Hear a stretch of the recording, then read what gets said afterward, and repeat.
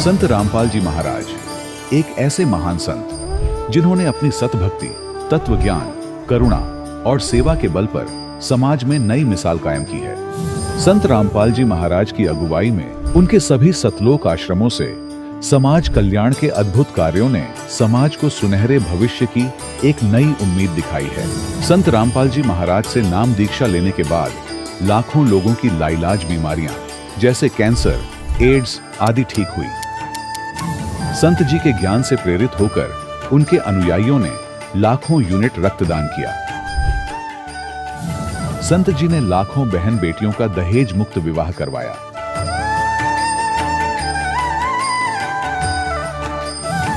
संत जी ने लाखों लोगों का नशा छुड़वाया, करोड़ों उजड़े परिवार बसे। संत जी के आश्रमों में समागम के दौरान निःशुल्क नेत्र चिकित्सा, दंत चिकित्सा प्रदान की जाती है। संत रामपाल जी महाराज द्वारा समय समय पर पर्यावरण संरक्षण के उद्देश्य से बड़े स्तर पर वृक्षारोपण किया जाता है।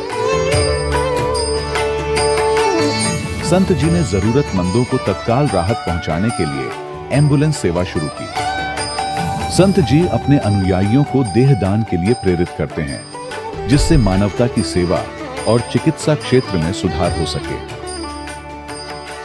संत रामपाल जी महाराज के सभी आश्रमों में हर रोज निःशुल्क भंडारा आयोजित किया जाता है, जहां हर वर्ग, हर जाति और हर धर्म के लोग एक साथ बैठकर भोजन करते हैं।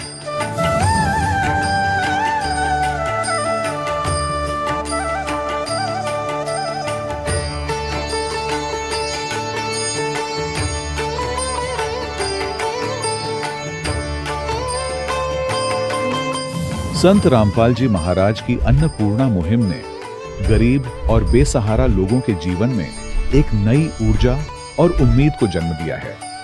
घर घर खाद्य सामग्री और जरूरी मदद पहुंचाकर संत रामपाल जी महाराज ने लोगों को दुख और मजबूरी से लड़ने की ताकत प्रदान की है।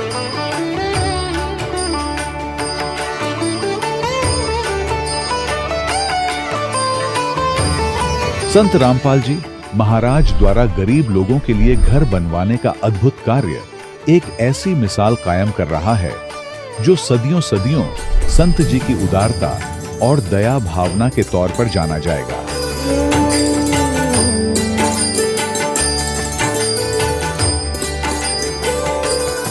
संत रामपाल जी महाराज के आश्रम में हजारों बुजुर्गों को सम्मान और प्यार के साथ जीवन जीने का अवसर मिलता है। उनके खाने, रहने और स्वास्थ्य की पूरी जिम्मेदारी संत रामपाल जी महाराज उठाते हैं। अनाथ बच्चों के लिए संत रामपाल जी महाराज के सभी आश्रम किसी वरदान से कम नहीं। यहाँ उन्हें शिक्षा, संस्कार और भविष्य के लिए बेहतर अवसर प्रदान किए जाते हैं। चाहे बाढ़ हो, भूकंप या महामारी, संत रामपाल जी महाराज और उनके अनुयायी हमेशा ही जरूरतमंदों के लिए सबसे आगे खड़े रहते हैं। कोविड महामारी के दौरान संत रामपाल जी महाराज के आश्रमों से करोड़ों लोगों के लिए भोजन, दवाइयां और जीवन रक्षक सामग्रियां उपलब्ध कराई गई। चाहे गरीब की मदद हो या किसी शोषित और पीड़ित वर्ग के हक और सम्मान की लड़ाई, संत रामपाल जी महाराज ने हमेशा ही उनकी दबी आवाज को सरकारों तक पहुंचाया है और उन्हें उचित न्याय दिलवाने में अहम भूमिका अदा की है। समाज में आध्यात्मिक और सामाजिक मूल्यों के प्रति जागरूकता लाने में संत रामपाल जी महाराज हर कदम पर मानवता के सच्चे सेवक साबित हुए हैं। संत रामपाल जी महाराज का जीवन हमें सिखाता है कि सच्ची सेवा वही है जो निस्वार्थ भाव से की जाए। आइए हम भी इस महान सेवा के कार्य में इस महान संत से जुड़ें और संत रामपाल जी महाराज से नाम दीक्षा लेकर अपने जीवन को धन्य बनाएं।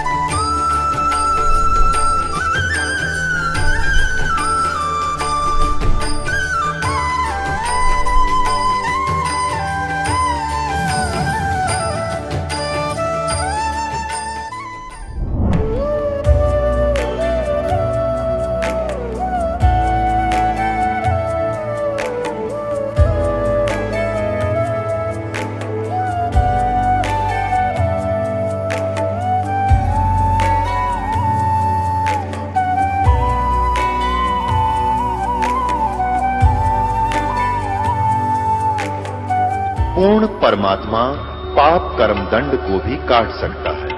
अभी तक जिस भी संत व महापुरुष से मिले, उन्होंने यही बताया कि पाप कर्म फल भोगने से ही समाप्त होगा। वो प्रभु कौन है जो पाप कर्म को काट देता है, वो काल के बंधन से छुड़वा देता है। उसका क्या नाम है, पूजा की विधि क्या है?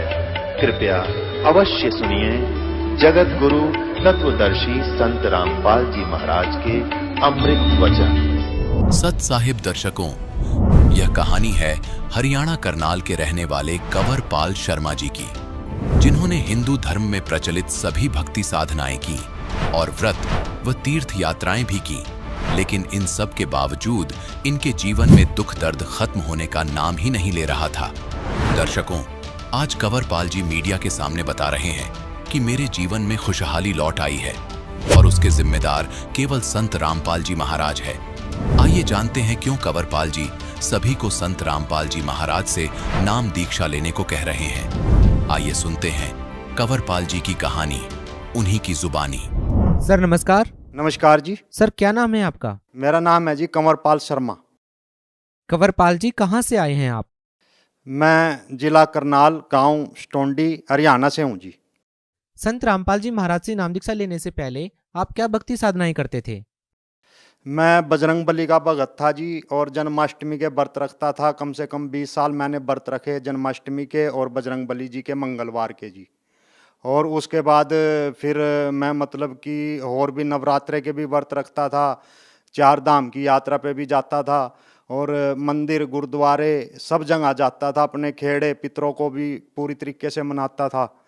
तो मतलब काफ़ी मैंने एक 50 रुपये का रजिस्टर लिया, उसमें सीताराम सीताराम लिखता रहता था जी। मैं बहुत ज़्यादा भक्ति करता था जी। सर हिंदू धर्म में प्रचलित वो सभी साधनाएं आप कर रहे थे जो हिंदू धर्म में बताई जाती हैं, यहाँ तक कि आप गुरुद्वारों में भी गए हैं। तो सर हम आपसे ये जानना चाहेंगे कि भक्ति साधनाएं आप पहले कर ही रहे थे, तो फिर संत रामपाल जी महाराज जी से नाम दीक्षा आपने क्यों ली? मैं इतनी साधना कर रहा था, फिर भी शारीरिक रूप से, आर्थिक रूप से और मानसिक रूप से दुविधा में रहता था कि मुझे शायद परमात्मा की प्राप्ति नहीं हुई है। और उस परमात्मा की तलाश करने के लिए, जैसे परमात्मा की एक वाणी आती है सतगुरु रामपाल जी महाराज की, जब तक मिले ना गुरु साचा करो 10 पाँचा। तो इसलिए मैंने काफ़ी गुरु भी बनाए, लेकिन मेरी जो सतगुरु की तलाश थी वो संत रामपाल जी की शरण में आके पूरी हुई जी। सर जैसा कि आपने बताया कि आपको पूर्ण परमात्मा की तलाश थी और पूर्ण संत आप खोज रहे थे, हम आपसे यह भी जानना चाहेंगे कि संत रामपाल जी महाराज से नाम दीक्षा लेने से पहले आपको क्या क्या समस्याएं थी? मुझे स्टोन की प्रॉब्लम थी जी। जब मैं +2 में पढ़ता था, 18-19 साल मेरी एज रही थी, तो मुझे स्टोन की प्रॉब्लम हो गई थी। इसका दर्द इतना होता था कि मुझसे बर्दाश्त नहीं होता था, मेरी जान निकलने को हो जाती थी। धरती पे बैठ के 2-2 4-4 घंटे में लोचता था, इधर उधर भागता था, अस्पतालों के चक्कर काटता था। अल्ट्रासाउंड कराने के बाद मुझे पता लगा कि मुझे स्टोन है। फिर मैंने मेडिकल और आयुर्वेदिक दवाइयाँ यूज़ करनी शुरू की, जिसके बाद मेरे को 7-8 साल बाद वो पथरी मेरी निकली और मुझे राहत मिली। लेकिन 1 साल बाद फिर पथरी बन गई। ऐसे ही मुझे कम से कम 10 बार पथरी बनी और 10 बार निकली। तो मैं 10-20 साल कम से कम इसी रोग से जूझता रहा। फिर मैंने अक्टूबर 2013 में संत रामपाल जी की शरण ग्रहण करी, तब मुझे इस पथरी से छुटकारा मिला। और फिर मैंने 2-3 मर्यादा में रह के सेवा सिमरन किया, तो मुझे 2-3 साल हो गए थे इस प्रकार से चलते हुए। फिर मुझे पेशाब का बंधा पड़ गया, क्योंकि मैं सेवा सिमरन तरफ ध्यान छोड़ दिया था और बिजनेस काम धंधे में ज़्यादा फोकस करने लगा था। तो मैं 2-3 दिन के लिए मुझे पेशाब का बंधा पड़ गया। नामदान लेने के बाद फिर मैंने भक्ति शुरू की, तो मेरी वो पेशाब की प्रॉब्लम भी ख़त्म हुई और मैं शारीरिक रूप से बिल्कुल एकदम रेडी हो गया। और जबकि मेरी उम्र जब 40 साल थी तो मैं अपने आप को 50-55 साल का मानता था, लेकिन जब अब मेरी उम्र 50 साल की है तो मैं अपने आप को 40 साल का मानता हूँ जी। तो सतगुरु रामपाल जी ने शारीरिक, मानसिक, आर्थिक इतने लाभ दिए कि गिनती नहीं कर पाऊँगा जी मैं। सर संत रामपाल जी महाराज से नाम दीक्षा लेने के बाद आपको और क्या लाभ मिले? हाँ जी, मेरे कान में बचपन से ही प्रॉब्लम थी, काफ़ी दर्द रहता था और जिसकी वजह से वो बहता रहता था।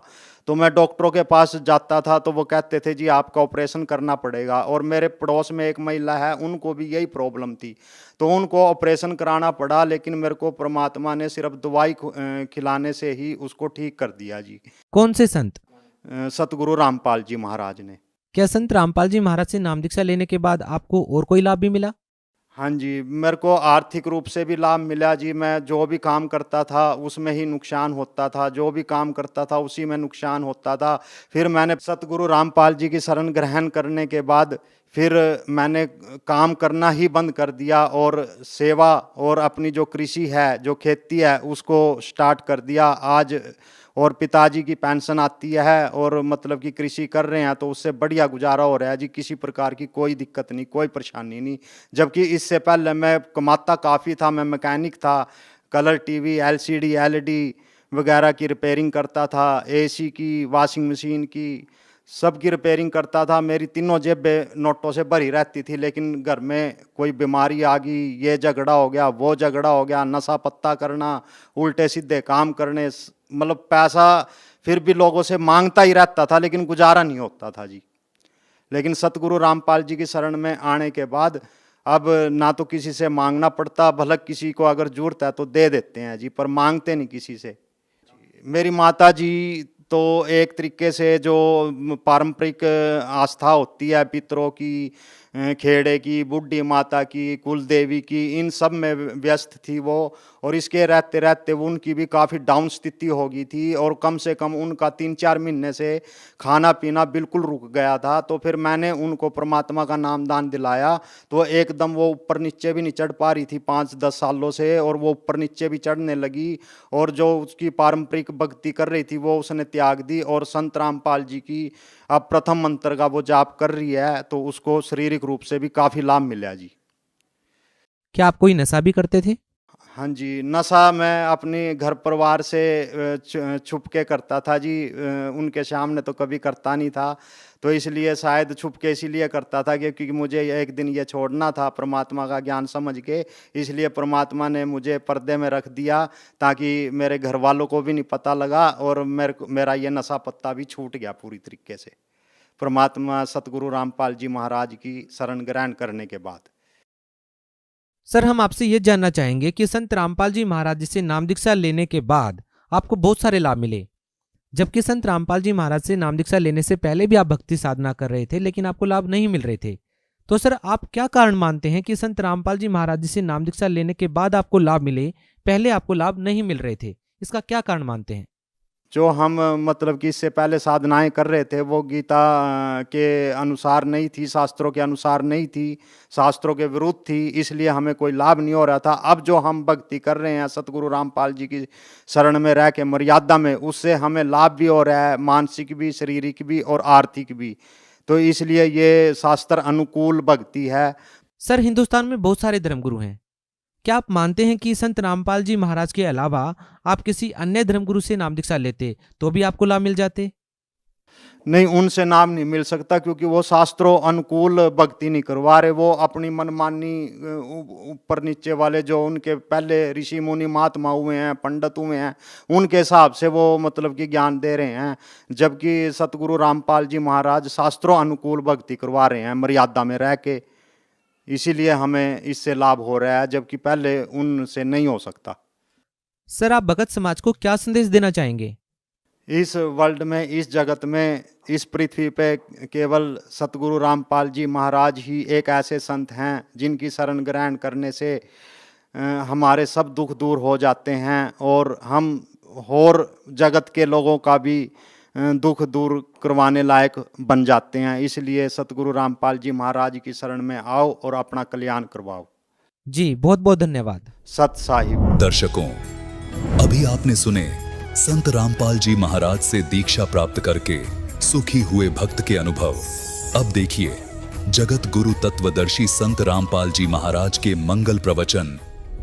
अब माला ना डाला, पूजा खंडित और मुकुट उतारा नहीं जाता। उस दिन एक नियम है, मुकुट रख दिया भगवान पे, फिर उस दिन नहीं उतरेगा, अगले दिन ही उतारा जाएगा जब उसकी फिर पुनः नवा दवाई करेंगे। मुकुट उतारा, पूजा खंडित, और जब माला ना डाली तो अधूरी। तो अपने आप को कोस रहा था मन मन में, आकाश मेरे से कौन सी भूल पड़ी भगवान, आज जीवन में पहली बार गलती हुई, भूल लगी मुझ नीच के, बहुत मुझसे कोई भारी भूल बनी है, मुझसे कोई अपराध बना है जिससे मुझे आज इतनी भूल लगी। बाहर खड़े वो 5 वर्ष के बालक, वह कहते स्वामी जी चिंता ना करो, इस माला की गांठ खोल लो, गुंडी खोलो और फिर गले में डाल के फिर गांठ लगा दो, मुकुट उतारना नहीं पड़ेगा। ओए होए, अब रामानंद जी ना कोई सामने मूर्ति,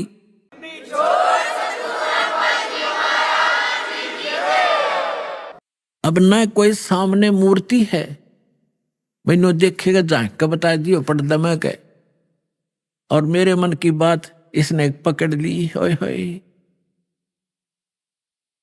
तो क्या कहते हैं, रामानंद जी ने वो पर्दा फेंक दिया, बाहर निकल कर आया। पुण्यात्माओं, ब्राह्मण सोए जो ब्रह्म पहचाने, सुख संवेद में कहा वो ब्राह्मण है जो भगवान पहचान दे। और कहते हैं लोक लाज ना कीजिए, निर्भय हो रही है, लोक लाज मर्यादा जगत की तरन जो तोड़ बगावे, जब कोई राम भगत गत पावे। एक तरफ तो उसकी मान बढ़ाई और इज्जत शिखर में थी कि ब्राह्मण कुल में जन्म है और 1400 ऋषि उसके प्रचारक हैं, और सामने हजारों की संख्या में उसके प्रशंसक बैठे। और दूसरी तरफ जुल्हे का बालक खड़ा है भगवान रूप में।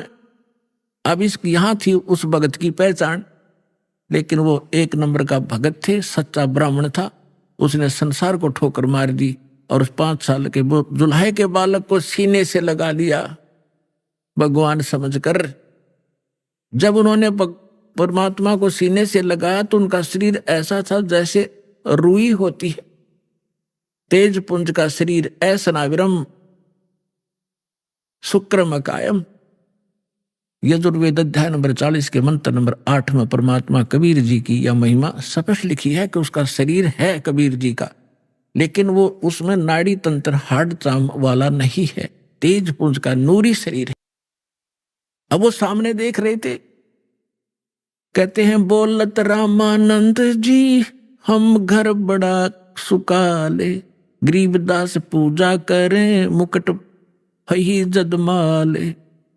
परमात्मा कहने लगे सेवा करो संभाले करे, सुन स्वामी सुर ज्ञाने, गरीबदास सिर मुकुट में माला अटकी आ जाने। स्वामी गुंडी खोल कर फिर माला गल डारे, गरीबदास इस भजन को समझ सके कर तारे।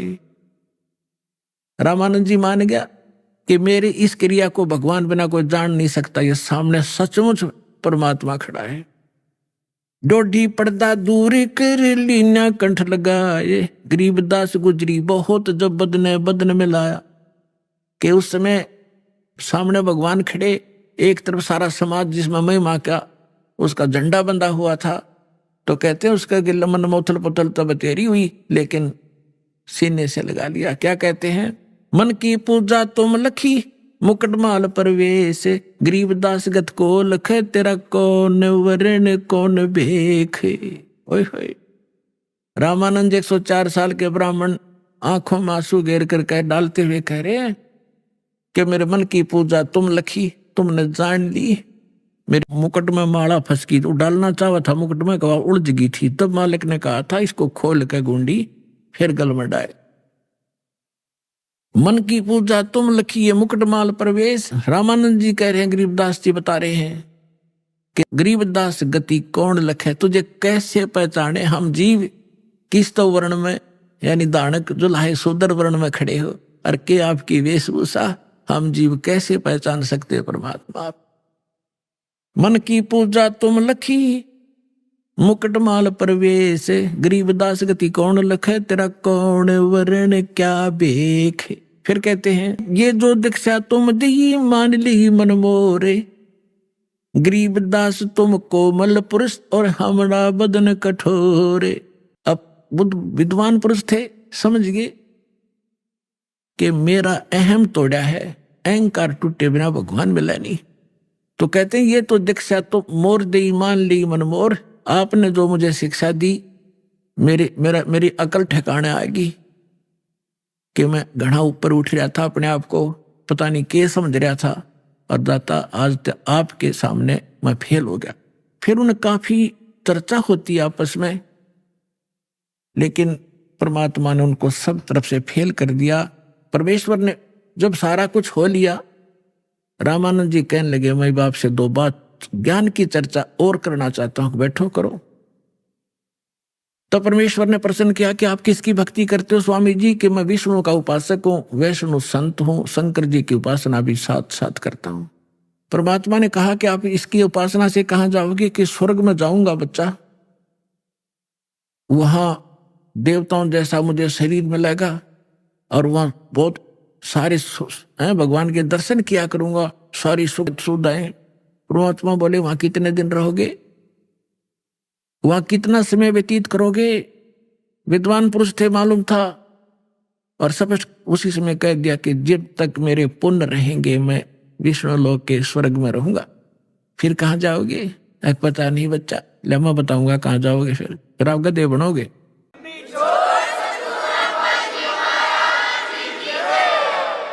और गीता अध्याय नंबर 15 के श्लोक नंबर 4 में कहा है कि तत्वदर्शी संत की प्राप्ति के पश्चात परमेश्वर के उस परम पद की खोज करनी चाहिए जहां जाने के बाद साधक फिर लौट कर नहीं आते।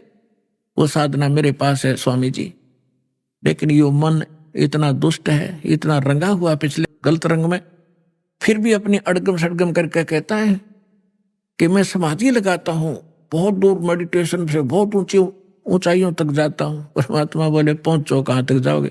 ये तो एक ब्रह्मांड का चित्र है इसमें, और एक टीवी है, एक टीवी का जो रेंज है वो वहीं तक है जितनी उसकी सीमा है। इस ब्रह्मांड का इसके अंदर देख सकते हो, इसे बाहर का नहीं देख सकते। अब कहते हैं योग युक्त प्राणायाम कर जीता सकल शरीर, और त्रिवेणी के घाट पे वो अटक रहा बलबीर। यहां से सभी प्राणी धर्मराज के दरबार में जाते हैं, त्रिकुटी के ऊपर, वहां पर 3 रास्ते बन जाते हैं, उसको त्रिवेणी कहते हैं।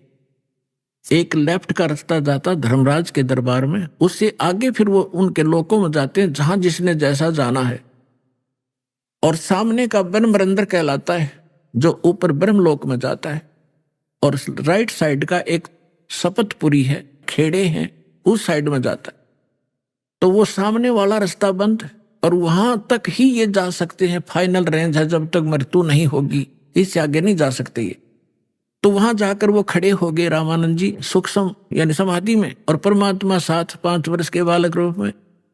तो परमात्मा जैसे सोपन होता है ना, इस समाधि मेडिटेशन ऐसा ही होता है। तो अंदर जाकर परमात्मा बोले अब स्वामी जी कहां जाओगे, अब कहां जाओगे? आगे रास्ता मुझे मालूम नहीं, कि ये देखो 3 रास्ते हैं, ये रास्ता भी तुम इसमें अलाउड नहीं हो, जा नहीं सकते, मृत्यु के उपरांत ही जाओगे। इधर जाओगे आपका धर्मराज के पास जाओगे, वहां आपका अकाउंट होगा, जिस लोक में जाना है, नरक में जाना है या कुत्ता गधा की योनि प्राप्त करनी है, वहां से अपना लेकर पर्ची और फिर आगे जाओगे। और आपने विष्णु जी की उपासना की, यहां विष्णु लोक में जाओगे। और ये सामने ब्रह्मरंध्र है, ये काल ने बंद कर रखा है, बजर कपाट है यहाँ पर। ये तुम्हारे इस मंत्र जाप से नहीं खुल सकते, करके देख तू अपने जो जाप करता है, जो भी मंत्र करते हो, उसने खूब कोशिश कर लियो, नहीं खुला। तो परमात्मा बोले मेरे पास वो सत्य नाम है, उससे खुलेगा, मैं करता हूं उससे मन। परमात्मा ने लीला की, वो तो वैसे ही खोल देने थे, लेकिन सतनाम दृढ़ करना था कि इससे खुलती है। चाबी तो वही है मालिक के पास भी, वो लगाकर खोल देते।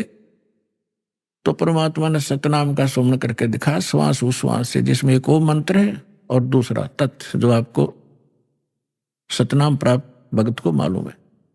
जो ही वो मंत्र जाप किया, पट दे ही दरवाजा खुल गया। परमात्मा बोले आ जाओ मेरे साथ। आगे जाके दिखा, तपस्या दिखाई, काल जहां बैठता है अलग से वो स्थान दिखाया, ब्रह्मलोक दिखाया। फिर 11वां द्वार पार करके अक्षर पुरुष के लोक में प्रवेश किया।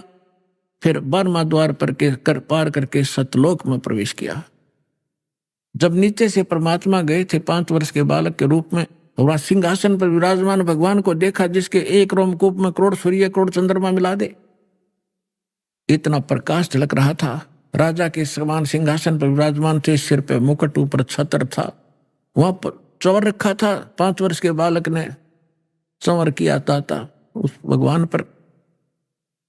रामानंद जी ने सोचा भगवान तो ये है परमअक्षर ब्रह्म जो सिंहासन पर बैठे, ये कबीर जी तो यहाँ का कोई गण नौकर होगा।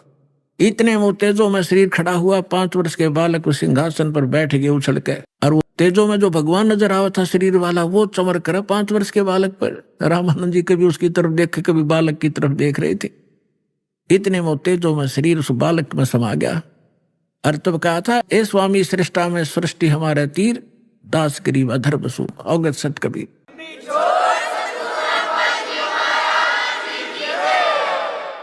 अब उसी समय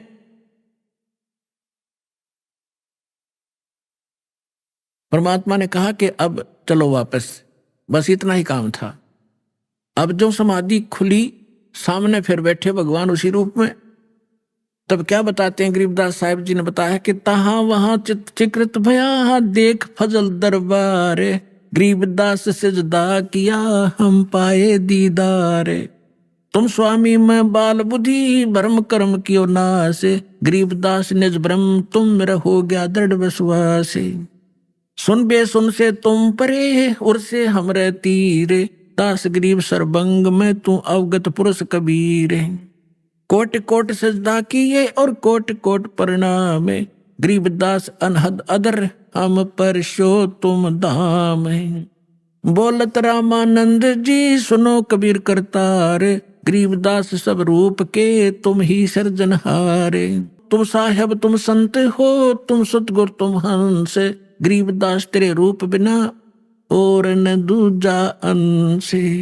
मैं भक्ता मुक्ता भया और कर्म भरम कियो नासे, गरीबदास अवगत मिले या मिटगी मन की बासे।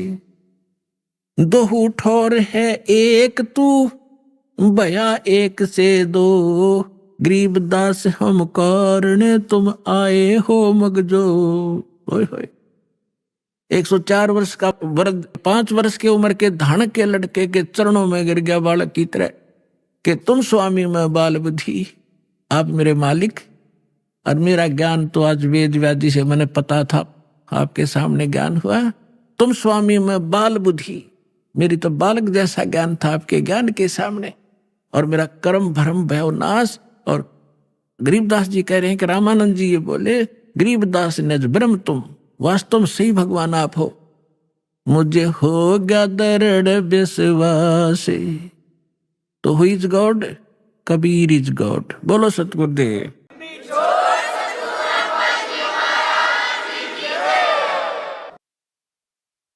पूर्ण ब्रह्म सर्व सृष्टि के रचने वाले परम अक्षर ब्रह्म कबीर परमेश्वर जी की असीम रजा से आप सभी पुण्यात्माएं सत्संग सुनने के लिए उपस्थित हैं।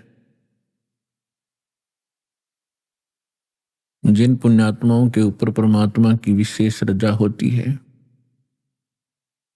उन्हीं को ये अमृत वचन परमात्मा की कथा सुनने का शुभ अवसर प्राप्त होता है।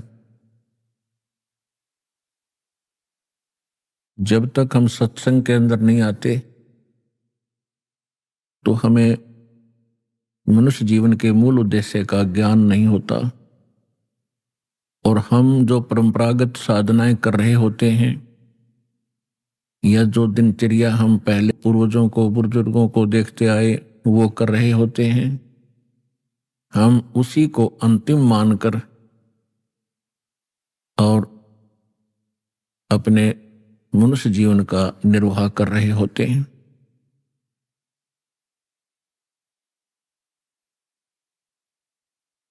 परमात्मा बताते हैं सत्संग के अंदर परमेश्वर का दिया हुआ ज्ञान ही बताया जाता है, क्योंकि सत्य का अर्थ होता है सत्य, सच्चा। संग माने साथ, यानी संग सत्य के साथ जो प्रत्येक क्रिया करता है वो परमात्मा ही हो सकता है। तो परमात्मा ही सत्य ज्ञान देता है जिसको सत्संग कहते हैं। और परमात्मा ने प्रत्येक युग में आके सत्संग किए, ये ज्ञान दिया। लेकिन यहाँ का जो मालिक है, 21 ब्रह्मांड का जो प्रभु है, ब्रह्म जिसको काल कहते हैं, ये बहुत ही कपट युक्त है। ये प्रत्येक काम धोखे से करता और कराता है। ये कभी किसी के प्रत्यक्ष नहीं होता। इसने प्रतिज्ञा कर रखी है। ऐसी प्रतिज्ञा को नेक आत्मा नहीं कर सकता जो इसने कर रखी है। श्रीमद् भगवत गीता अध्याय नंबर 7 के श्लोक 24 और 25 में श्री कृष्ण में प्रवेश करके यही 21 ब्रह्मांड का स्वामी काल भगवान कह रहा है कि अर्जुन, मैं अव्यक्त हूं, यानी गुप्त रहता हूं, और मुझ अव्यक्त को ये व्यक्ति आपनम मनन्ते, मुझे ये सामने खड़े सेना वाले मुझे ये सोच रहे होंगे मैं कृष्ण हूं, व्यक्ति रूप में जो प्रकट हूं। नहीं, मेरी ये एक घटिया अनुत्तम अटल प्रतिज्ञा है कि मैं कभी किसी के समक्ष नहीं आता, अपनी योग माया से छुपा रहता हूं।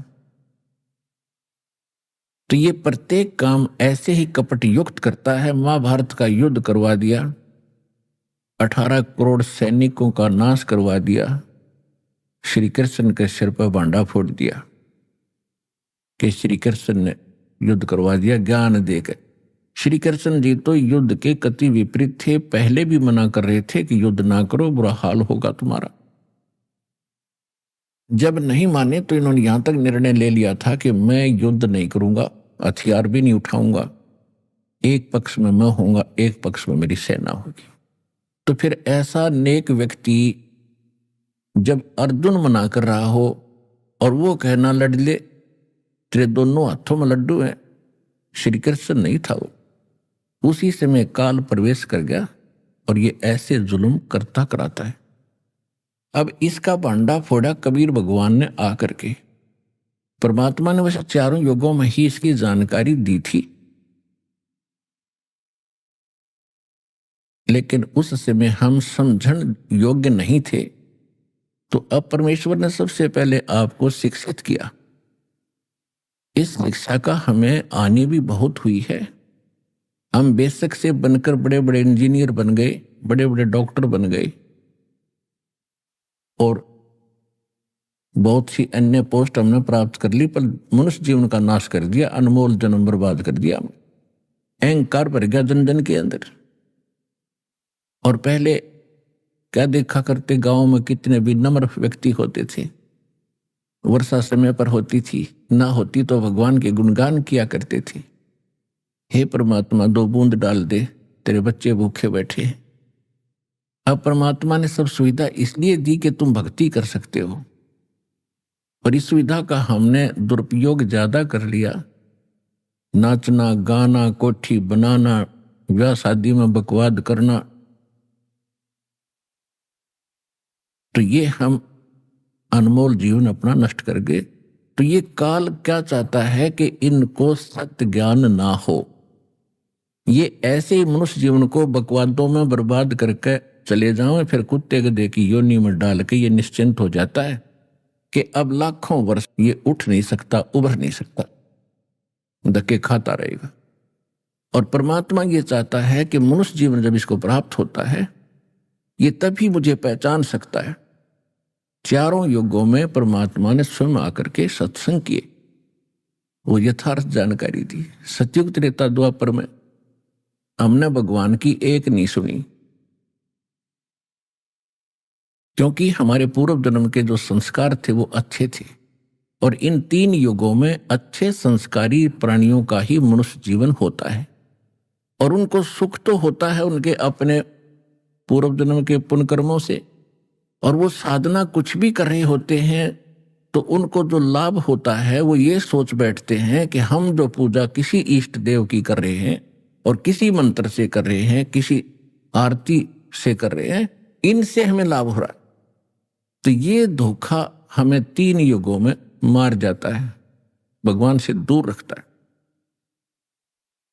काल ने कहा था कि चौथे युग में आप कितने जीव ले जाना, 3 युगों में जीव ना ले जाना। तो परमात्मा को भी मालूम था कि 3 युगों में ये नहीं मानेंगे और चौथे युग में इनकी ऐसी दुर्गति होगी, ये भक्ति भी कर रहे होंगे, उन्हीं भगवानों की भक्ति भी कर रहे होंगे, लेकिन पूर्व जन्म के शुभ संस्कार ना होने के कारण उनके करते करते भी इनकी खूब दुर्गति होगी और फिर ये इधर उधर भटकेंगे। जो पूजाएं हम पहले कर रहे थे उनको करते करते पहले तो हम सुखी थे, क्योंकि तब तक हमारा पुण्य चल रहा था, और जब हमारे ऊपर पापों का कहर टूटा तो उससे में बुद्धि बनी आई कि जो साधना हम करते थे वो कहाँ गई अब हमारी।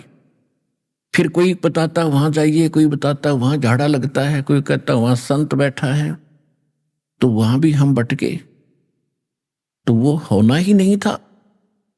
तो परमात्मा को मालूम था कि जब ये कति कंडम हो जाएंगे, ये सब तरह से हताश हो लेंगे, तब ये मुझे पहचानेंगे, क्योंकि मेरे पास आएंगे या मेरे भेजे हुए दास के पास आएंगे तो इनको आती राहत मिलेगी। परमात्मा का गुण है सुख देना। तो फिर ये पहचानेंगे कि हु इज गॉड, कौन है परमात्मा।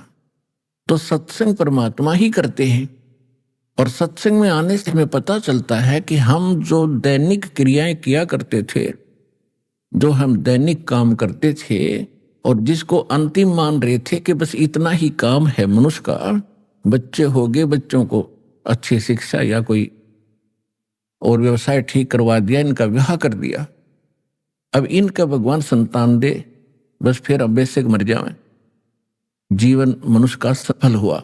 नहीं, अब सत्संग से पता चलता है कि मनुष्य जीवन का इसके साथ साथ एक वेरी इंपॉर्टेंट वर्क था, और उसको आपने छुआ तक नहीं। अगर कोशिश भी की है भक्ति वक्ति करने की, तो आप शास्त्र विदिता मनमानी साधना करते रहे। तो यहां परमात्मा स्वयं आकर ज्ञान देते हैं कि जो जाकी शरणा बसे, ताको ताकी लाज, जल सो ही मछली चढ़ जा, ये बह जाते गजराज। परमात्मा बताते हैं तुम जिन देवी देवताओं की साधना कर रहे हो, उनकी जितनी औकात है, जितनी क्षमता है, वो उतना तो लाभ आपको अवश्य दे देंगे, लेकिन जो कर्म संस्कार में आपके प्रारब्ध के अंदर, आपकी किस्मत में जो पाप कर्मों के दंड या प्रेत बाधा या 3 ताप का जो कष्ट है, वो ये भगवान निवारण नहीं कर सकते, ये इष्ट, ये देवी देवता नहीं कर सकते। जैसे जो जाकी शरणा बसे, ताको ताकी लाज, जल सो ही मछली चढ़ जा, ये बह जाते गजराज। अब क्या बताते हैं कि जैसे बहुत ऊपर से जल गिर रहा होता है, किसी डाउनफॉल में बहुत स्पीड से, और यदि उस ऊपर से गिर रहे जल के सामने हाथियों का राजा भी आ जाए, यानी मजबूत हाथी, उसको भी वो बहा ले जाता है वो जल का प्रवाह, लेकिन मछली जो होती है वो उसकी उल्टी दिशा में और बिल्कुल ऊपर पहुंच जाती है, ऐसे पड़ रहे पानी के ऐसे ऊपर चली जाती है। इसका क्या भावार्थ बताते हैं परमात्मा? हमें समझाना चाहते हैं कि जो जाकी शरणा बसे, अर्ता को ताकी लाज। अब मछली जो है जल के ऊपर समर्पित है, और जल से बाहर होते ही वो पटक अपने तड़फ तड़फ कर मर जाती है, यानी उसका जल के साथ इतना संबंध है। यदि आप ऐसा किसी इष्ट के साथ लगाव करते हो,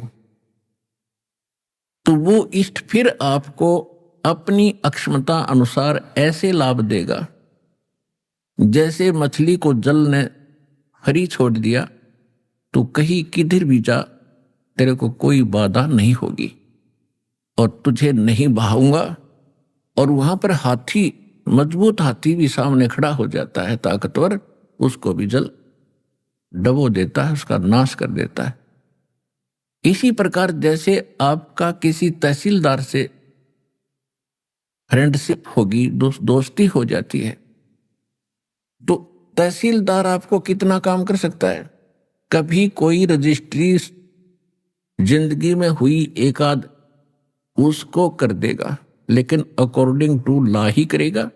इतना अवश्य कर देगा कि आपको अपने ऑफिस में बैठाओगा, चाय पिलाओगा और वहीं बैठे आपका सारा काम कर देगा। लेकिन इससे हमारा सर्व कार्य सिद्ध नहीं हुआ। इसके बाद और बहुत सी डिपार्टमेंट है जहां हमें प्रतिदिन काम पड़ता है। इसी प्रकार अन्य किसी, जैसे आप मंत्री से मिलते हो तो मंत्री अपने सत्र का, अपने विभाग का ही काम आपका कर सकता है, बाकी इसके अतिरिक्त और भी बहुत कार्य आपके। तो जैसे स्टेट के अंदर आप मुख्यमंत्री से संपर्क कर लेते हो तो आपका सारा काम सर गया।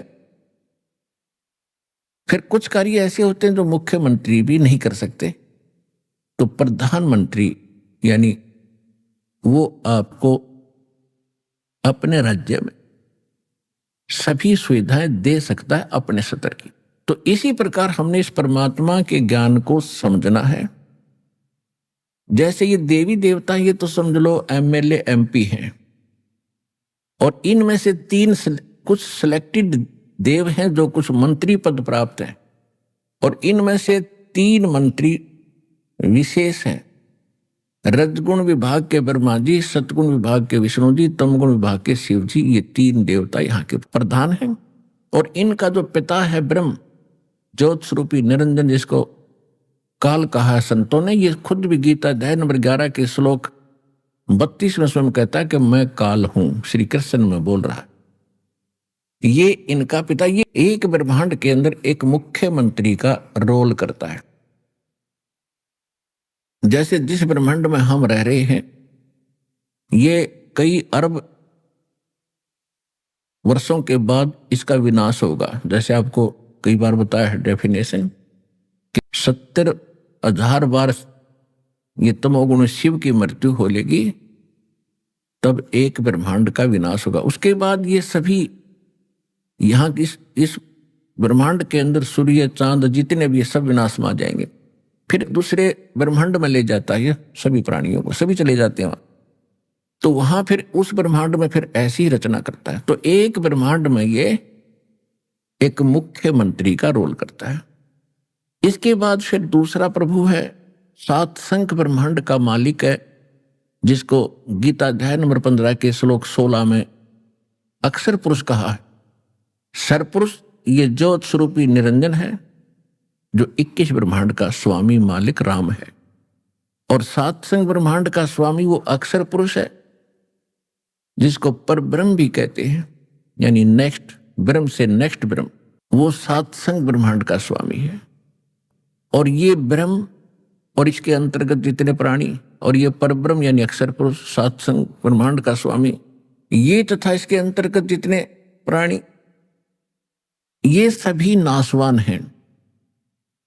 और जीवात्मा तो पशु पक्षी की भी नहीं मरती, वो अलग बात है। अभी आपने सुने संत रामपाल जी महाराज के मंगल प्रवचन। आइए अब सुनते हैं संत रामपाल जी महाराज से नाम दीक्षा लेकर सतभक्ति करके अद्भुत लाभ प्राप्त करने वाले अनुयायी के विचार। दर्शकों, मनुष्य जीवन भर सुख और शांति की तलाश में भटकता रहता है। कभी मंदिरों में माथा टेकता है, कभी देवी देवताओं की पूजा करता है, तो कभी गुरुद्वारों में जाकर मन्नतें मांगता है। लेकिन फिर भी जब उसे मन की शांति नहीं मिलती, तो वह निराश होकर नशे जैसी बुरी आदतों का शिकार हो जाता है। दर्शकों, कुछ ऐसी ही कहानी थी पुणे महाराष्ट्र के रहने वाले ललित भारद्वाज जी की। ललित जी ने वर्षों तक ब्रह्मा, विष्णु, महेश तथा देवी देवताओं की पूजा की, टोने टोटकों का सहारा लिया, यहां तक कि अनेकों तीर्थों की यात्राएं भी की। लेकिन फिर भी इन्हें ना तो शारीरिक सुख मिला और ना ही मानसिक शांति। लेकिन दर्शकों, आज ललित जी का कहना है कि मेरा जीवन तब बदला जब मुझे संत रामपाल जी महाराज द्वारा लिखित पुस्तक ज्ञान गंगा मिली। दर्शकों, आखिर संत रामपाल जी महाराज ने ज्ञान गंगा पुस्तक में ऐसा क्या लिखा है कि जो भी इस पुस्तक को पढ़ता है वो नशे जैसी बुरी आदतों से छुटकारा पा लेता है और उसके सारे कष्ट दूर हो जाते हैं? आखिर क्यों ललित जी संत रामपाल जी महाराज को भगवान बता रहे हैं? आखिर इसके पीछे की सच्चाई क्या है? आइए सुनते हैं ललित जी की कहानी, उन्हीं की जुबानी। जी नमस्कार। नमस्कार सर जी। क्या नाम है जी आपका? जी मेरा नाम ललित भारद्वाज है सर जी। ललित जी कहाँ से आए हैं आप? सर वैसे तो मैं प्रॉपर छत्तीसगढ़ का रहने वाला हूँ, लेकिन रोजी रोटी के मामले में काम करने के लिए यहाँ पुणे में काफ़ी दिन से रहा हूँ बहुत जी। सर संत रामपाल जी महाराज जी की शरण में आने से पहले आप क्या भक्ति साधना करते थे? सर जी मैं सदगुरु संत रामपाल जी महाराज के शरण में आने से पहले हनुमान जी का उपासना करता था, व्रत करता था, शिव जी का भी व्रत करता था सर जी। उससे कुछ लाभ फायदा के तो मेरे को मालूम नहीं चला सर जी कि क्या लाभ होते क्या फ़ायदा होते हैं, क्योंकि उस समय चल रहा था जैसा भी चल रहा था, हमारे पुण्य कर्मों के हिसाब से जो भी जैसा चल रहा था। तो क्या पहले आपने कोई गुरु भी बनाया था? नहीं सर जी, पहले तो गुरु नहीं बना रखा था मैंने कहीं सर। सर जब आप भक्ति साधना कर रहे थे तो आप संत रामपाल जी महाराज जी की शरण में क्यों आए? सर जी संत रामपाल जी महाराज के शरण में मैं ऐसा आया कि एक मेरे दोस्त है, वो कॉन्ट्रैक्टर था, तो हम उसके पास काम करते थे सिविल लाइन में। तो सर जी उन्होंने मेरे को ज्ञान गंगा पुस्तक दिया पढ़ने को, और मेमोरी में मेरे संत रामपाल जी महाराज के सत्संग जाला। तो मैं पुस्तक पढ़ता पढ़ता ज्ञान गंगा पढ़ते रहा, भगत जी सत्संग सुनते रहा। तो मेरे को कुछ ऐसा लगा कि ये संत जो सत्संग में देखता था मेमोरी में मोबाइल पे, तो पूरे शास्त्र को खोल करके अपने आप को दिखाता था सर जी। बाकी के संत क्या करते हैं, ग्रंथ सामने रखते हैं, मुंह से बोलते हैं कि यहाँ पे लिख ले, हमको समझ में नहीं आते सर, जो बोलते वही समझते हैं। तो ये तो हमको अच्छा लगा। फिर उसके बाद सतभक्ति, फिर लोगों के इंटरव्यू देखे, फिर कि परमात्मा है संत रामपाल जी महाराज ऐसे ऐसे करते हैं कि आराम करते हैं, इतना राहत दे रहे हैं अपने भक्तों को। तो मेरे को बहुत अच्छा लगा भगत जी। तो फिर मैंने प्रण किया कि संत रामपाल जी महाराज जी को गुरु बनाना चाहिए, है ना सर जी। फिर ऐसे मैंने संत रामपाल जी महाराज जी के शरण में आया भगत जी। सर आपने संत रामपाल जी महाराज जी का सानिध्य कब प्राप्त किया? सर मैंने दिसंबर 2015 में संत रामपाल जी महाराज जी का शरण में आया। सर जब आपने संत रामपाल जी महाराज जी से नाम उपदेश लिया तो आपको क्या क्या लाभ मिले? सर जी शारीरिक लाभ तो मेरे को बहुत मिला। जैसे कि एक दिन क्या हुआ, एक सत्संग चलता था पहले पुणे में, 3 दिवसीय सत्संग चलता था। तो मैं उस सत्संग में गया हुआ था घोचावाड़े फाचा पिरंगुज में सर जी। तो मेरे भगतमती जो अनुपदेशी था, उस समय नाम नहीं ले रखा था संत रामपाल जी से, मेरे पत्नी ही, तो उनके पेट में दर्द होने लगा भगत जी यहाँ पे, और असहनीय दर्द होने लगे, पीड़ा जो उनको बर्दाश्त नहीं हो रहा था। तो असहनीय दर्द जब हो ना, तो उन्होंने सोचा कि आजू बाजू वालों को उठा करके मैं हॉस्पिटल जाऊंगी। इतने में सर जी वहाँ संत रामपाल जी महाराज प्रकट हुए और उनको बोले कि बेटा क्या हुआ? तो उन्होंने बोला कि दर्द हो रहा है। बोले संत रामपाल जी महाराज बोले बेटा कहाँ पे हो रहा है? तो उन्होंने बताया कि यहाँ पे हो रहा बोल के। तो संत रामपाल जी महाराज बोले उनके कि वहाँ पे हाथ रखो बेटा और वहाँ पे दबाओ जहाँ पे दर्द हो रहा है। तो उन्होंने दबाया सर जी ऐसे मुझे से, तो वो फट गए भगत जी, जैसे कि कुछ अंगूर वगैरह को हम दबाए तो फट जाते हैं वैसे। उसके बाद मेरी पत्नी को राहत मिल गई, वो सो गई, और संत रामपाल जी महाराज वहाँ से अंतर ध्यान हो गए सर जी। पहला लाभ तो ही हुआ सर जी। दूसरा लाभ सर जी, मैं एक दिन चारपाई पे सो रहा था पंखे के नीचे, गर्मी का दिन था। तो अचानक मेरा नींद खुला भगत जी। सर जी मेरे कैसे नींद खुला मेरे को मालूम नहीं, रात के करीब 1 से 1:30 के बीच में था। अचानक मेरा नींद खुला, मैं चारपाई से उठ करके बेड पे जाके अपने बैठा सोने के लिए। जैसे ही मैं चारपाई से उठा सर जी, बेड पे पहुँचा नहीं कि पंखे टूट करके नीचे मेरे चारपाई पे गिर गए हैं। एक तो ये संत रामपाल जी ने मेरे को बचाया दुर्घटना से सर जी। उसके बाद सर जी एक दिन क्या हुआ कि मेरे भाई का एक्सीडेंट हो गया, छोटा वाला भाई का। गांव में रहते थे, मैं यहाँ पुणे में था। तो मेरे को पता चला, तो उस समय लॉकडाउन की वजह से ट्रेन वगैरह सुविधा नहीं थे जाने का, तो मैं मोटरसाइकिल से ही जा रहा था सर जी। रास्ते में मैं बाइक से गिर गया अपने, तो ये मेरा पैर भगत जी टूट गया था यहाँ से, खाली स्किन पकड़ा हुआ था, बाकी पूरा घुटने से टूट गया हुआ था सर जी। मैं गाड़ी पे बैठ भी नहीं पा रहा था, ये पैर ऐसे उठा भी नहीं पा रहा था। मेरे को जो मेरे साथ में था दोस्त, उन्होंने उठा करके बैठाया गाड़ी में। उसके बाद सर जी सुबह मैंने संत रामपाल जी महाराज के दिए हुए नित्य नियम लगाया किया। उसके बाद प्रथम मंत्र दिया हुआ था वो किया। उसके बाद सर जी मैं अरदास लगाया संत रामपाल जी महाराज से, सर जी परमात्मा आप ही हैं हमारे सहारा, हम किसके शरण में जाएंगे, हमारे साथ ऐसे ऐसे हो गए सर परमात्मा। इतने में सर जी मैं मंत्र करते रहा 2 घंटे बाद परमात्मा ने ऐसे चमत्कार किया संत रामपाल जी महाराज ने कि मैं उसी टूटे हुए टांग को जुड़ गए भगत सर जी, मैं चलने लगा उससे। आपका पैर एकदम से ठीक हो गया? एकदम से ठीक तो नहीं हुआ, लेकिन मैं चलने लगा, इतना मेरे को तकलीफ कम हो गया, जो जुड़ गए, जो टूटा हुआ अलग हो गया था, स्किन खाली चमड़ी पकड़ा हुआ था सर जी घुटने का, और जुड़ गए, मैं चलने लगा, जिससे मैं उठा भी नहीं पा रहा था, वो चलने लगे। इतना चमत्कार किया संत रामपाल जी महाराज ने। उसके बाद सर जी जब मैं पहुंचा हॉस्पिटल में रायपुर मेकाहारा में, तो वहाँ दिखाया। फिर वहाँ मेरे भाई का एक्सीडेंट हुआ था, जिसका छोटे वाले को मैं पहले बताया। उसका सर जी लेफ्ट हैंड का 4 पसली और राइट हैंड का 2 पसली बिल्कुल टूट गया था, क्योंकि वो सामने गाड़ी चला रहे थे, ट्रक से जा करके टकराए थे वो। तो सर जी मेरे पहुंचने के बाद उन्होंने कहा कि भाई भैया आप संत रामपाल जी महाराज से नाम लिए हैं, तो मैं भी लेना चाहता हूँ, क्या मेरी तकलीफ दूर होगा? मैंने कहा भाई बिल्कुल होंगे। और मेरा भाई इतना नास्तिक था सर जी, मेरे को क्या बोलता था कि तुम कमंडल लेके चले जाओ जंगल में, तुम भक्ति करते हो, तुम खाते पीते नहीं, ऐसे मेरे को करता था, विरोध करता था मेरे पहले।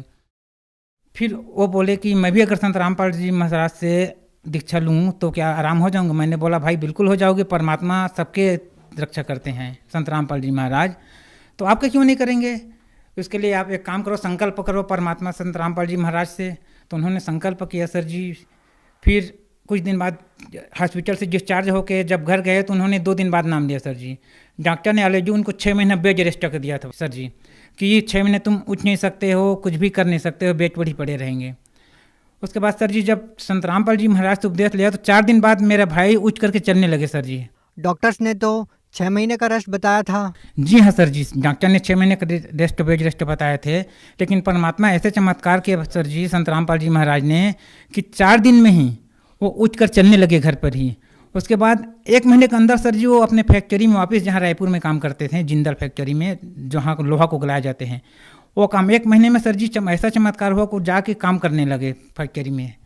और जो डॉक्टर ने 6 महीने बताया था, फिर सर जी वो 6 महीने बताए थे हालांकि डॉक्टर ने, लेकिन परमात्मा के सामने साइंस का डॉक्टर कभी नहीं चलते, अंत में डॉक्टर भी भगवान के ऊपर भरोसा करते हैं सर जी। उसके बाद सर जी ऐसा हुआ, एक दिन मैं दिल्ली जा रहा था यहाँ से, तो मैं अपने पापा जी को बोला, मेरे पापा जी ऐसे थे, तम्बाकू बहुत खाते थे सर जी, बहुत, वो हर 1 घंटे में तम्बाकू खाते थे। उनकी वजह से हम लोग को झगड़ा भी होता था पापा जी को तम्बाकू खाने की वजह से, कि इसको छोड़ दो, क्यों नहीं छोड़ देते हैं। मेरी मम्मी भी झगड़ा करती थे, हम लोग भी झगड़ा करते, लेकिन वो छोड़ नहीं पाता था। फिर सर जी एक दिन दिल्ली जाना हुआ तो हमने कहा परमात्मा संत रामपाल जी महाराज से कि हमारे पापा इतना नशा कर तम्बाकू खाते हैं। तो मैंने भगत आ रहे थे उनके साथ में बुलाया सर जी मेरे पापा जी को। तो मेरे पापा जी इतना तम्बाकू लेके चले थे 1 हफ्ते के लिए सर जी, अपने पूरे खर्चे यानी कि खाने के लिए, सेवन करने के लिए सफ़र में। और जैसे ही सर जी उन्होंने गाड़ी पे बैठा भगत लोगों के साथ, वो तम्बाकू खाना ही भूल गए। उसके बाद हम इतने दिन दिल्ली में रहे सर जी, फिर उन्होंने तम्बाकू खाया नहीं, वापस घर जाने के बाद सब फेंक दिया भगत जी। परमात्मा ने इतना बड़ा चमत्कार किया, जो 35-40 साल से तम्बाकू खाते थे, इतना बहुत ज़्यादा खाते थे वो तम्बाकू खाना ही नशा छोड़ दिया भगत जी। संत रामपाल जी महाराज से उपदेश नहीं लेते तो हम भी पहले राक्षस के जैसे थे, ड्रिंक करते थे, सिगरेट पीते थे और गुटखा तम्बाकू सभी नशा करते थे सर जी। तो परमात्मा के दया से संत रामपाल जी महाराज ने इतना कृपा किया कि आज हम इंसान के जैसे जी रहे हैं सर जी। सभी नशा हमारे छूट गए हैं अभी उनके कृपा से। पहले हम बहुत पैसे बर्बाद करते थे सर जी, दारू में, मांस में और गुटखा में, सिगरेट में बहुत पैसे बर्बाद करते थे, कमाते तो थे लेकिन बर्बाद भी बहुत करते थे। परमात्मा ने इन सब से आज़ादी दिला दिया सर जी, अभी हम इंसान के जैसे ज़िंदगी जी रहे हैं सर जी। सर जैसा कि आपने बताया कि आपके पिताजी 35 साल से नशा कर रहे थे, इतने लंबे समय से नशा करते रहना और एकदम से उसको छोड़ना ये काफ़ी मुश्किल भरा होता है। अमूमन लोग छोड़ नहीं पाते, बहुत सारे मेडिकल ट्रीटमेंट के बाद भी इतने सालों का नशा नहीं छूट पाता। तो संत रामपाल जी महाराज जी से नाम दीक्षा लेने के बाद नशा कैसे छूट जाता है? सर जी यही तो मैं बताया ना आपको, हम लोग इतना उनको झगड़ा करते थे, पहले अपने को समझ नहीं था, हम भी पहले जगह थे तो उनको गाली भी देते थे कभी कभी पिताजी को, इनको क्यों नहीं छोड़ देते हो, आँख भी कमज़ोर होते हैं, डॉक्टर बताते हैं इतना बुरी चीज़ है, क्यों नहीं छोड़ देते हो पिताजी? तो बोलते थे नहीं छोड़ सकता मैं, कैसे छोड़ दूँ, नहीं छोड़ सकता मैं, इतने दिन से खा रहा हूँ, 35-40 साल से जब हम पैदा हुए तब से वो तम्बाकू खाते थे सर जी। लेकिन ऐसे ही संत रामपाल जी महाराज ने इतना दया की, इतना चमत्कार किया सर जी कि वो अचानक ही सभी गाँव में उनके जो साथी वो भी अचंभा हो गए, देखते ही अचरज मानने लगे कि ये मेरे चाचा लोग आते हैं कि भैया तम्बाकू दो ना, तो बोलते हैं कि मैं तो छोड़ दिया है। तो कहते तुम कैसे छोड़ दिए, हम लोग जब पैदा नहीं हुए बच्चे लोग तब से तुम खाते तो कैसे छोड़ दिए, हम लोग से नहीं छोड़ता। सर जी मेरे पापा ने ऐसे बताया उनको, मेरे चाचा लोगों को, कि संत रामपाल जी महाराज जो सत्संग करते हैं उसमें ऐसे मार्मिक बात बताते हैं कि सभी नशा या सभी बुराइयाँ दूर हो जाते हैं उनसे नाम लेने से। लेकिन नाम तो मेरे पिताजी ने नहीं लिया कि पहली बार गए थे, उन्होंने सोचा कि अगले बार जब आएंगे तब नाम लेंगे, ऐसे उन्होंने बोला था सर जी। मेरे 3 बेटे हैं तो मुझको बहुत चिंता होती थी कि मैं एक गरीब आदमी हूँ, मजदूर वर्कर हूँ, कैसे करूँगा। तो संत रामपाल जी महाराज के कृपा से सर जी मेरे बड़ी वाली लड़की का जॉब लग गया पुलिस में सर जी। उसके बाद मेरे बीच वाली लड़की है उन्होंने 2 साल डी फार्म किया भगत सर जी। डी फार्म उनके पूरा हो गए, अभी बी फार्म कर रहे हैं भगत जी। वो 1 वर्ष उनको भी हो गए। उनके बाद भगत जी मेरे छोटी वाली जो लड़की हैं सर जी, वो अभी नीट का वो कोचिंग कर रहे हैं सर जी। उनको भी अभी 1 साल हो गया। उनका फीस जो भरना होता है बच्चे लिए, मैं मजदूर वर्कर आदमी इतना पैसा फीस कैसे भरता हूँ, परमात्मा कैसे पूरे करते हैं सर जी, मेरे को खुद नहीं मालूम कैसे एडजस्ट होते हैं। इतना लाभ देते हैं परमात्मा सर जी। आज भी आप मजदूरी करते हैं? मैं सर आज भी मजदूरी करता हूँ, पुणे में मजदूरी करने ही यहाँ आया हूँ। बच्चे लोग को पढ़ाई वढ़ाई के पैसे लगते हैं, फीस लगते हैं इनके लिए। लेकिन भगत जी इतना फीस भरना परमात्मा ही पूरा करते हैं भगत जी, मेरे तो बस के बात नहीं है कैसे बनूं। जब ज़रूरत होते हैं फीस भरने का पता नहीं पैसे कहाँ से आते हैं भगत जी, जिसको बोले एक बार में परमात्मा दिला देते हैं भगत जी। सर, संत रामपाल जी महाराज जी ने आपको इतने सारे और अद्भुत लाभ दिए जिसका बखान नहीं किया जा सकता। तो सर आप हमें ये बताइए कि आखिर संत रामपाल जी महाराज जी से नाम दीक्षा लेने के बाद ही लाभ क्यों मिलते हैं? इनके अलावा और भी तो हिंदुस्तान में बड़े बड़े संत हैं, महंत हैं, बहुत सारे बड़े बड़े कथावाचक हैं, बड़े बड़े पंथ हैं। तो सर जब हम देखते हैं तो लोग बहुत सारी कठिन कठिन साधनाएं भी करते हैं, पूजाएं करते हैं, बहुत सारे गुरु भी बना रखे होते हैं, उसके बावजूद भी उन लोगों को लाभ नहीं मिलता। तो सर क्या कहना चाहेंगे आप? सर जी ऐसा है, संत रामपाल जी महाराज जो भक्ति बताते हैं वो शास्त्र विधि बताते हैं, जबकि शास्त्र में हमारे कहीं नहीं लिखे हैं कि मांस खाना है या फिर कोई भी नशा करना है सर जी। तो संत रामपाल जी महाराज जो हमारे बताते हैं वो शास्त्र विधि भक्ति बताते हैं, जिनसे सभी अनुयायियों को लाभ होते हैं। बाकी के संत क्या करते हैं कि उनको ये होते हैं सर जी कि अगर हम नशे मना करेंगे नशा करने को तो हमारे पास आएंगे नहीं श्रद्धालु। संत रामपाल जी महाराज हमारे क्या करते हैं कि हमारे ये मर्यादा है, अगर इनको फॉलो कर सकते हो तब हमसे उपदेश लो, नहीं तो आपका काम यहाँ नहीं बनने वाला है, आप जा सकते हैं सर जी। तो उनके पास नाम लेने से, संत रामपाल जी महाराज जी से उपदेश लेने से, मर्यादा में रह के भक्ति करने से ये सभी लाभ होते हैं। बाकी के संत क्या करते हैं, खुद नशा करते हैं या तो उन अनुयायियों को पूरा नहीं मना कर पाते हैं सर जी। सर संत रामपाल जी महाराज के बारे में ये भी कहा जाता है कि वो देव देवताओं की भक्ति छुड़वाते हैं। सर इसके बारे में क्या कहना चाहेंगे? क्या संत रामपाल जी महाराज देव देवताओं की भक्ति छुड़वाते हैं? सर जी व्रत रखना हमारे शास्त्र में नहीं, गीता जी में भी मना किए हैं, व्रत रखना मना है। तो व्रत रखने से, अगर व्रत रखने से ही मोक्ष प्राप्त होते तो सर जो जितने भूखे रहते हैं उनका पहले मोक्ष प्राप्त होना था ना सर। मोक्ष प्राप्त होने का मतलब है जो शास्त्र विधि साधना है, शास्त्र विधि साधना में कहीं पर भी व्रत उपवास नहीं लिखा है सर जी। सर आप भगत समाज को क्या संदेश देना चाहते हैं? सर जी भगत समाज से मैं विनती करूंगा कि एक बार संत रामपाल जी का, महाराज जी का सत्संग अवश्य देखें। उसके बाद बहुत से जैसे कि फेसबुक में हमारे कमेंट आते हैं, पुस्तक ज्ञान गंगा की, ज्ञान गंगा पुस्तक है, जीने की राह है, पुस्तक पढ़ें, सत्संग देखें, ज्ञान को समझें, ज्ञान समझ करके फिर अपना उपदेश लें, मनुष्य जीवन का कल्याण करें। क्योंकि परमात्मा को वाणी है संत राम कबीर परमात्मा की, मनुष्य जन्म दुर्लभ है मिले न बारंबार, और तरवर से पत्ता टूट गिरे फिर बहु न लगता जार। सर जी अभी जो मनुष्य योनि हैं उनके लिए गोल्डन चांस है सर जी कि परमात्मा साक्षात आए हुए हैं, बोल रहे हैं कि बेटा आओ मैं तुम्हें तुम्हारे निज घर को ले चलूँ, सद्भक्ति करो, क्योंकि यहाँ काल के जाल में फंसे हुए हैं आप। तो सर जी अभी जो मनुष्य योनि है उनके लिए गोल्डन चांस है भक्ति करके पार होने का सर जी। सर जो लोग संत रामपाल जी महाराज जी से आपकी तरह बहुत सारे लाभ चाहते हैं तो वो लोग संत रामपाल जी महाराज जी से नाम दीक्षा कैसे ले सकते हैं, उनका सानिध्य कैसे प्राप्त कर सकते हैं? सर जी हाँ, आपने बहुत बड़े क्वेश्चन किए कि अभी 12 से 14 टीवी चैनल पर सत्संग आ रहा संत रामपाल जी का सर जी, उसके माध्यम से हम पता कर सकते हैं कि साधना कैसे हैं, संत कैसे हैं। उसके बाद उसमें देख करके जो चैनल पर सत्संग आते हैं तो उसके सत्संग के नीचे जो पीली पट्टी चलती है उसमें नंबर आते हैं सर जी। आप चाहे जहाँ भी से हो वहाँ से आप नंबर पे कॉल करेंगे तो पता आपको चल जाएगी कि नामदान सेंटर कहाँ हैं, वहाँ से आप फ़ोन करके पता कर सकते हैं कि हमको नाम कहाँ से मिलेगा। आजकल तो परमात्मा ने इतना सुविधा कर दी, संत रामपाल जी महाराज ने ऑनलाइन घर बैठे सुविधा मिलता है, नाम उपदेश मिलता है सर जी। तो मैं सभी भाई बहनों से हाथ जोड़ के विनती करूंगा कि अपने मनुष्य जीवन का लाभ उठाएं, कल्याण करवाएं संत रामपाल जी महाराज जी से उपदेश लेकर के सर जी। बहुत बहुत धन्यवाद। नमस्कार सर।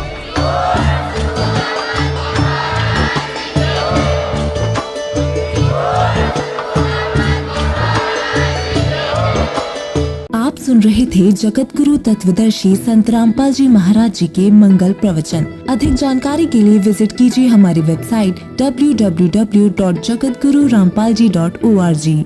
संत रामपाल जी महाराज जी के शुभ आशीर्वाद से पूरे विश्व भर में 500 से भी ज्यादा नाम दीक्षा केंद्र हैं, जिन पर संत रामपाल जी महाराज जी द्वारा ऑनलाइन निःशुल्क नाम दीक्षा दी जा रही है। अपने नजदीकी नाम दीक्षा केंद्र का पता करने के लिए संपर्क करें 8222880541।